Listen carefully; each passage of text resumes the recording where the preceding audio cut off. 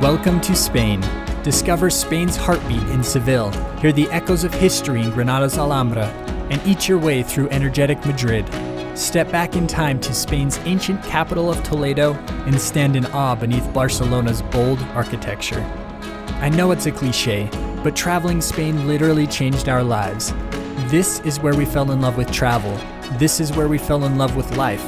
Spaniards are good at living. We spent nearly 2 months here, but easily could have done a year, a whole lifetime even. Join us as we explore the soul of Spain. We begin in Seville, the pearl of Andalusia. We forget all about the jet lag and the challenge of getting to our Airbnb the moment we step into our new home. Bueno, we finally made it. You want to go see it? Yeah, Reese is having so much fun exploring. Right outside our window, we are shocked to not hear the rumbling of passing cars below, but the hooves of horses passing. And with that alone, we know we're in a special place. What if I told you that Seville was once the gateway to the riches of the New World? The city's story stretches back to the Romans, who laid much of the foundation of its streets and culture. But its true rise came from centuries later when it became the beating heart of Spain's naval empire. During the age of exploration, Seville had the exclusive right to trade with Spain's American colonies, making it the wealthiest and most powerful city in Spain. And standing to watch over it all, the Torre del Oro, or Golden Tower. Once a key part of the city's defenses, it played a crucial role in controlling the flow of wealth along the Guadalquivir River.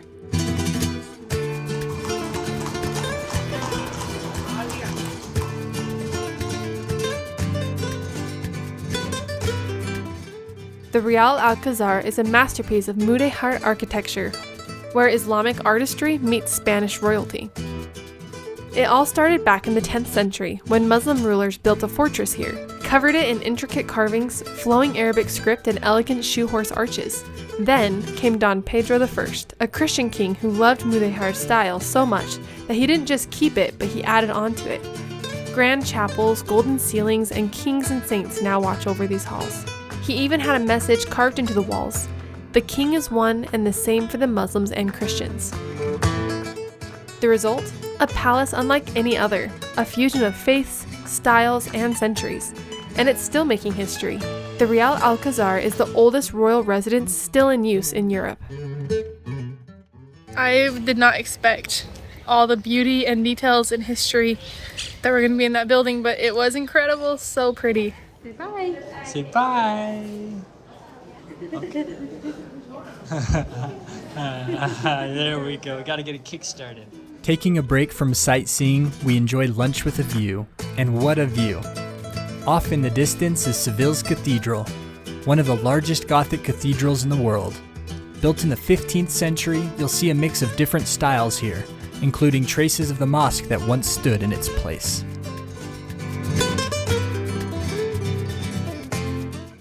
This cathedral is seriously impressive. The towering columns, golden altarpiece, and the sheer scale of everything is nearly impossible to capture on camera. The cathedral was built to show off Seville's wealth during Spain's Golden Age, and they definitely made their point.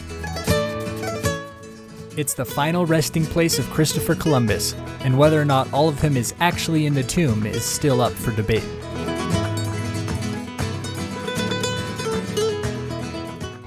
Now we're about to get our steps in. This is La Giralda, the cathedral's iconic bell tower. Originally a minaret, it was built in the 12th century, and when the Christians took over, they kept the tower, but added the bells. So there's no stairs climbing the tower because donkeys used to carry the priests up to the top of the tower. We are rewarded with incredible views over Seville and its impressive cathedral. I think my favorite fact was this ginormous bronze sculpture carrying the coffin of Christopher Columbus, only to find out that it only is his finger. Yeah, I guess it's only his finger in there. I bet you it's his middle finger. And do they?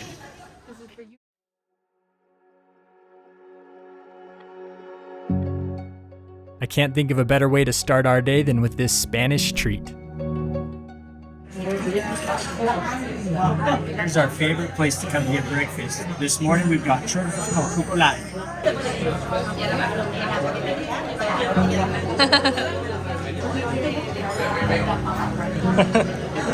That's a big bite.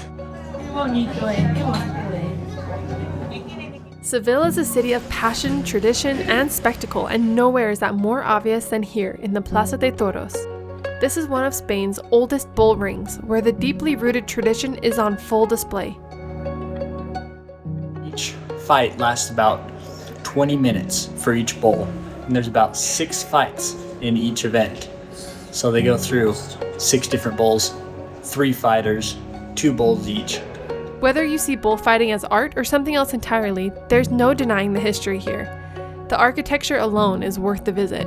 Whitewashed walls and golden arches.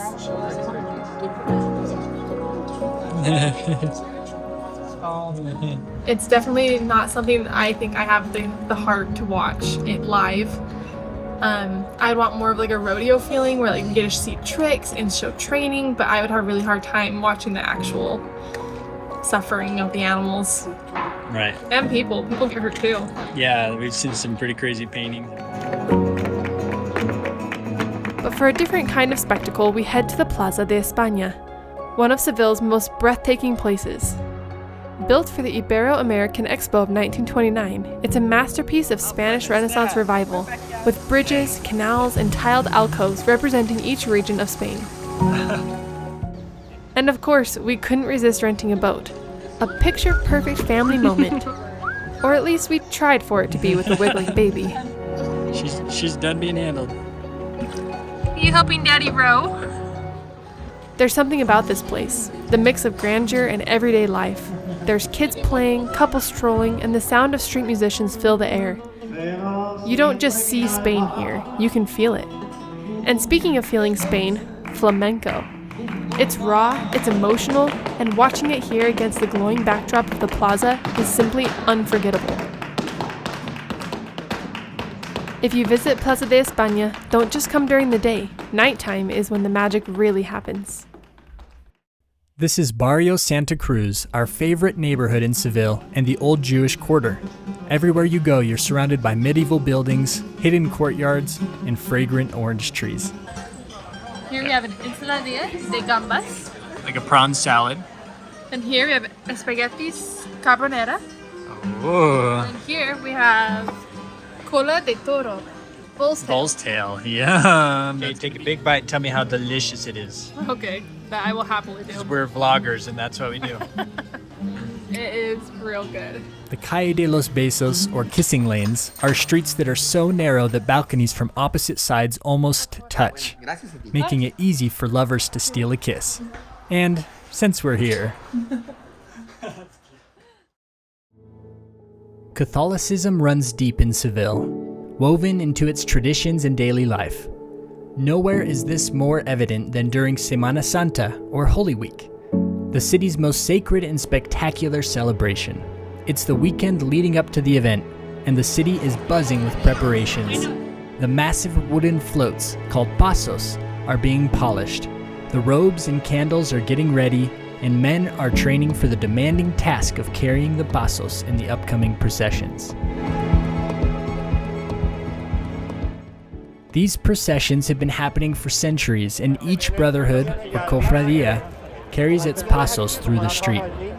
These wooden structures, adorned with life-size sculptures of Christ and the Virgin Mary, can weigh over 2,000 pounds, or as much as a small car. It takes up to 40 men to carry each one. For an entire week, the city transforms as thousands of spectators line the streets, watching as these breathtaking displays of devotion wind their way towards Seville's towering cathedral. The music, the clouds of incense, the slow rhythmic movement, it's mesmerizing. Whether you're religious or not, this is an experience that sticks with you. And for visitors like us, it's a chance to witness something truly special. I can't think of a better way to finish our time in Seville. Bye, Seville. Adios. Adios, Sevilla.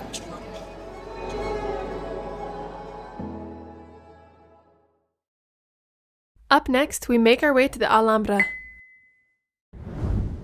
Our mistake was booking a large tour group. Avoid this at all costs. We learned early in our travels to never settle for a big group tour. But no way were we letting that ruin our experience. From this overlook, the Alhambra looks like something straight out of a fairy tale, an entire fortress set against the Sierra Nevadas, built to impress and defend.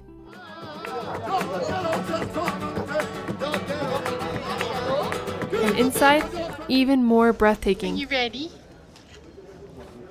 Yeah. The Alhambra is a masterpiece of mudéjar architecture, a style born from the mix of Islamic and Christian influences in Spain. It's all about intricate details, geometry, calligraphy, and endless symbolic patterns. No depictions of people or animals.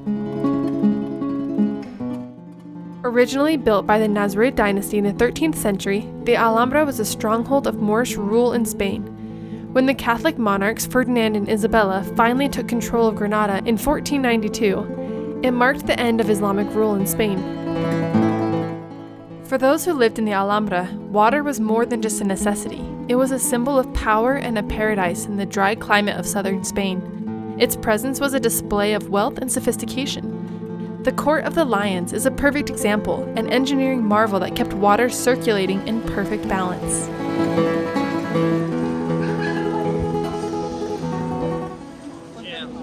But we are exhausted.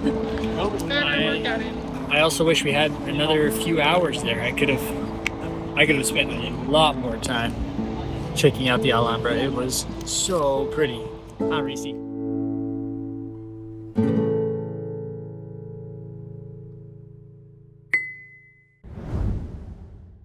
Yeah.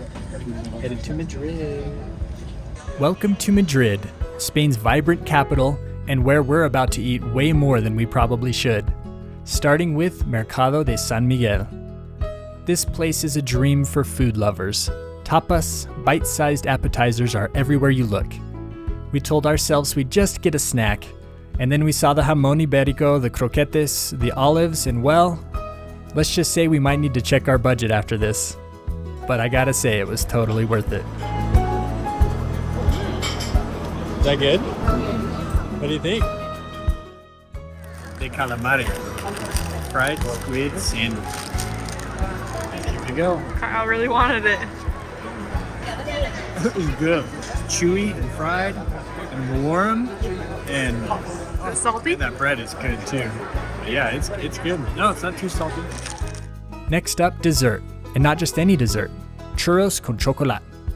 Chocolateria San Ginés has been serving these for over 100 years. There's my knight in shining armor with a greasy brown paper bag. That's always a good sign. Got the goods. What you get us? I got us some churros con chocolate. Aha, I'm mouth-watering. Now, in what was a special moment for us, we were invited to a local's home to learn how to make paella. Entonces, Armando, díganos qué es que nos está cocinando aquí. Estamos haciendo una paella. Primero, A rice dish with onions, garlic, tomatoes, saffron, and don't forget the seafood. Fresh, homemade paella shared with good company. This is what Spain is all about.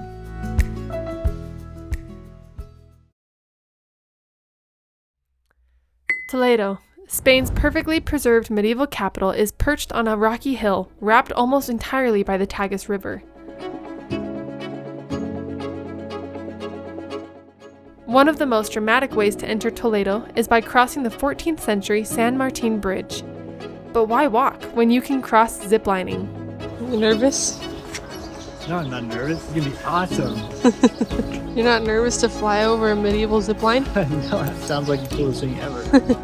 It's kind of old. Are you sure you trust it? The zip line was built in the 12th century.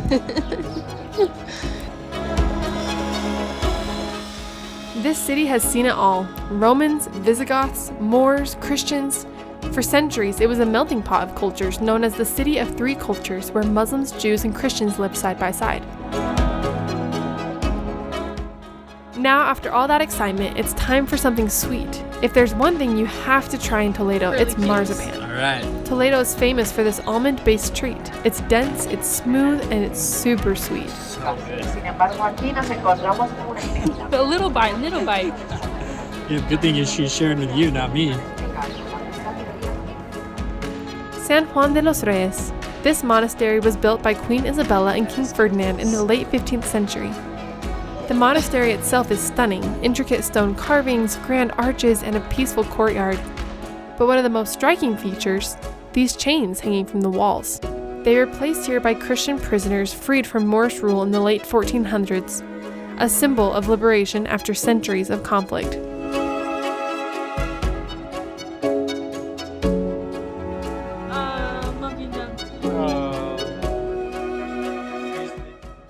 Alright, so here we are at the end of our day. Very long day. Very long day. But man, was that city amazing. There was so much to unpack and we just scraped the surface of it. After Madrid, we set off on what we thought would be a short trip. 8 months later, we had crisscrossed Europe, hopping from city to city, soaking in as much as we could. Having arrived in Istanbul, we had time for one more city, so we decided to return to Spain, where it all began. And as you can see, Reese is no longer a tiny traveler, she's all grown up. And as for my hair, well, let's just say it's been on its own journey, a questionable one at best. Now, we're back in Spain. Or are we? Barcelona has a spirit all of its own. The Catalan flag flies proudly here, a reminder that this region has a unique history, its own language, and a political climate that sets it apart from the rest of Spain. Barcelona is also a city of artists. Dalí, Miró, and of course Pablo Picasso. He spent some of his early years here, and this very restaurant was one of his favorite hangouts. More on him later. First, we have our priorities. And you already know what they are. Hey, get away from my chocolate. Oh, is that so good? If there's a better way to start a Barcelona adventure, we haven't found it. Now let's talk about Picasso. Most people picture him as the abstract cubist mastermind, but he didn't start that way. First, his early work. Realistic, detailed, almost classical. Picasso was a prodigy, painting portraits and landscapes with incredible precision as a teenager. Then came the Blue period, dark, moody, emotional. Next, things got a little lighter. And then, Cubism. This is where he shattered the idea of perspective, breaking objects into geometric forms. It was revolutionary and it changed the course of modern art. We explored quite a few markets, but Mercat de Santa Catarina was hands down our favorite. It's less touristy than La Boqueria, with much better food. What'd you get? Safuete typical Catalonia. You're gonna like this. Whoa. Some pickled octopus. It's actually pretty good. Is it? No. Is it chewy? Yes, but like not so chewy. Not bouncy chewy.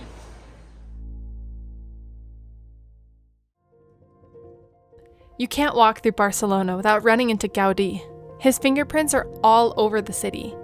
Casa Mila and Casa Patio are perfect examples of his style. No straight lines or harsh edges, just flowing organic forms that look like they were sculpted by nature itself. But if you really want to understand Gaudi's vision, you have to come here, La Sagrada Familia, his masterpiece, his obsession, and still, almost a century and a half after construction began, it remains unfinished, but not for much longer. Every inch of this facade tells a story. Scenes from Christ's birth, figures frozen in stone, details so intricate you could stare at for hours and still find something new. And some of it was cast from real life. Gaudi uses molds of plants, even live animals, to capture the perfect details. And then you step inside. It's like walking into another world. The columns stretch high like tree trunks branching out above you. Light pours in through stained glass, flooding the space with color. Blues, greens, reds, all shifting as the sun moves. Gaudi designed it to feel like a living forest, a space that lifts your eyes, your heart, and your soul upward.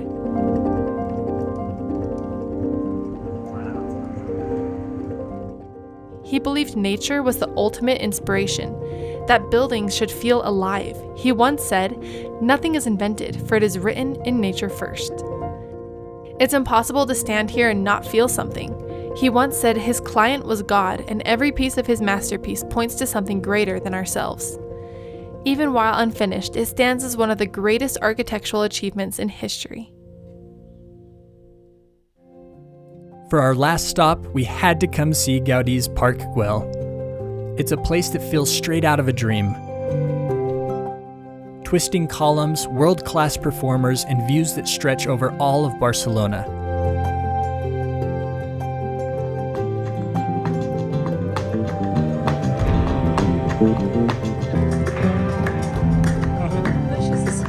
Of course, we had to say hello to the famous tiled lizard. He's seen it all. It's these colorful mosaics that bring visitors from all over the world. As we sit here looking out over the city, it's hard not to reflect on our time in Spain. If there's one thing we've learned, it's that Spain doesn't just invite you to visit. It teaches you how to live, to surround yourself with beauty, eat incredible food, and fall in love with life. Spain is a dream you never want to wake up from. If you've enjoyed this video, consider subscribing to our channel, and if you'd like to go the extra mile, check out our bonus content on Patreon. Next time, almost 18 months later, we're traveling to Puebla, Mexico. Thanks for watching. And as always, dream big and enjoy the journey. Last time we were here was 9 months ago when we first started this thing. It's crazy to come full circle and be right back where we started. Just unbelievable how things have worked out.